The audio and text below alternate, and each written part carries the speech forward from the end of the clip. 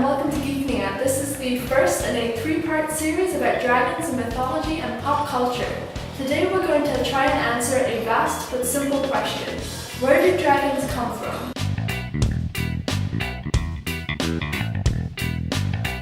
Stories about dragons originate in every corner of the globe, whether we're talking about the Ouroboros in Africa, western fire beasts in Europe, or powerful water deities in Asia. Every region seems to have its own story.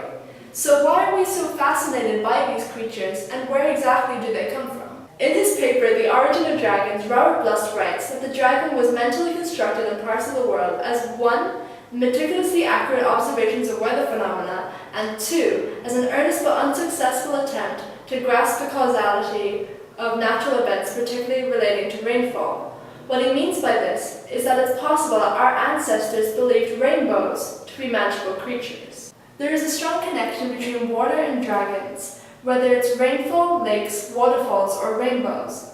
Blust gives the example of the Oyampi Indians in French Guiana, who believe that in the plunge pool of waterfalls there lives a monstrous beast in the shape of a giant snake.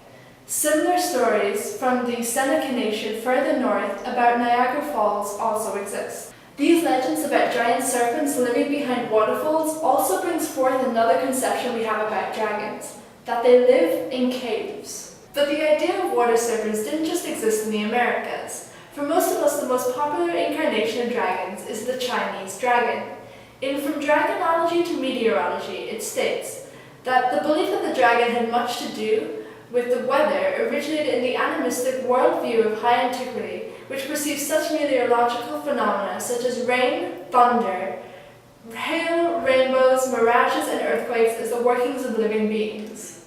However, even though belief in dragons was widespread throughout China before the Common Era, Joseph Needham points out in Science and Civilization in China that the Chinese recognized the water cycle as the cause of rain as early as the 4th century BCE. Despite this, attempts were made to rationalize both the existence of the water cycle and the existence of dragons. The cave dragons of the Americas and the water deities of Asia are just some of the myths about sea dragons that exist.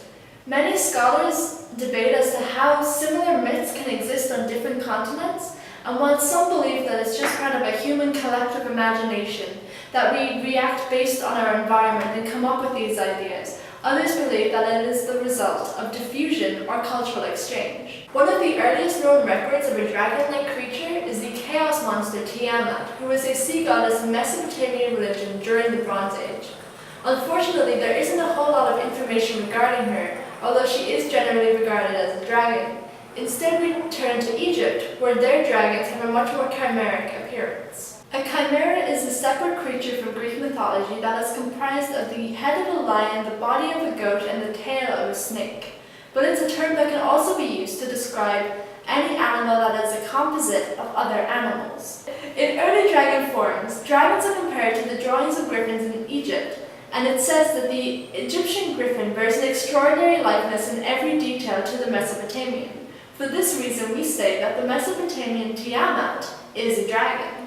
Tiamat is generally represented as a kind of fierce griffin who may have been covered in scales, as she was an ocean creature similar to the dragons that are depicted on the Ishtar Gate of Babylon, who are griffin-shaped with scaly bodies and serpents' heads with the reptile's flickering tongue. The appearance of dragons as griffins also shows us an early form of dragons as winged creatures. Now, every dragon in mythology has wings, but this has become one of the key features of dragons in the West.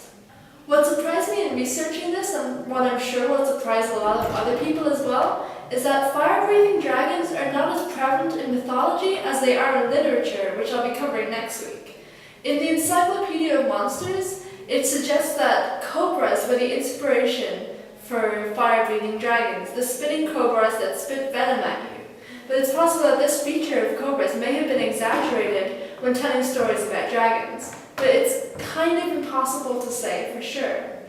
One of the most famous examples in mythology of fire-breathing dragons is Humbaba, who is also Mesopotamian and features in the Epic of Gilgamesh. Since the rise of Christianity, the Western view of dragons has turned from one of reverence to fear. This can be seen in the Christian myths such as St. George and the Dragon, which may refer to either the Golden Legend, a series of biographies about saints, or the local English legend. The demonization of dragons can also be seen in the way that the adversary, Satan, is called a dragon during the final battle against Saint Michael the Archangel.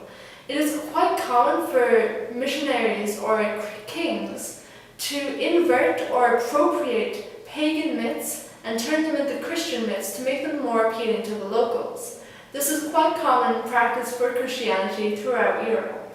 So does any of this really tell us about where dragons came from? I've only touched on a few points today, but the lack of conclusive evidence suggests that we may never know whether dragons were real or not, or who came up with the idea first.